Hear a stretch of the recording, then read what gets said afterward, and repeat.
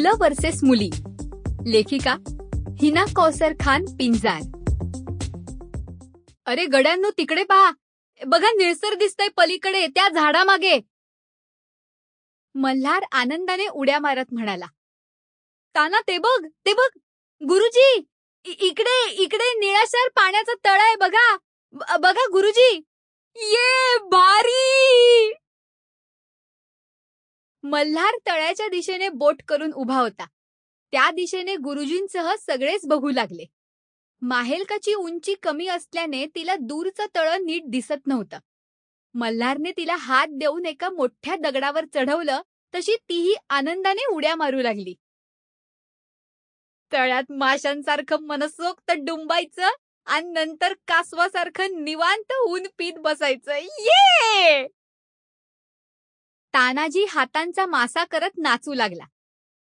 तळ्यात पोहण्याचा हा कार्यक्रम मल्हार, सई, माहेलका, गोंदा, तानाजी, गौरवी, इंद्रा, चंद्रा, बसव या सगळ्यांचा जंगलात येण्याआधीच ठरला होता. गुरुजींनी जेव्हा सरपंच काकांना सांगितलं की गुरुकुलमधल्या आपल्या छोट्या दोस्तांना उन्हाळी सुट्टीसाठी जंगलात नेतोय, तेव्हा सरपंच काकाही आनंदाने म्हणाले होते, अरे फारच उत्तम. शिवगडच्या जंगलात निळाशार पाण्याचं तळ आहे. मुलांना तेही जरूर दाखवा. मुलं तर तळ्याचं नाव ऐकताच उड्या मारू लागली होती. शिवगडचं जंगल, निळाशार तलाव, डोंगर आणि रात्रीचा जंगलातला मुक्काम. आहाहाहाहा! मुलांमध्ये इतका उत्साह आला की त्यांनी अवघ्या 2 दिवसातच जंगलातल्या मुक्कामाची तयारी पूर्ण केली. मल्हारने स्वतःच्या देखरेखीखाली राहण्या जेवणाची तयारी केली.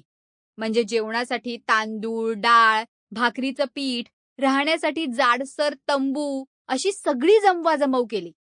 तर सई आणि तानाजीने मोठ्यांची मदत घेऊन भरपूर खाऊ, पिण्याचं पाणी, चटया, झाडू, खेळण्याचं सामान अशी जमवाजमव केली. आणि आता ते तळ्याच्या जवळ होते. तेवढ्यात, गुरुजी लवकर या, भारी गंमत आहे.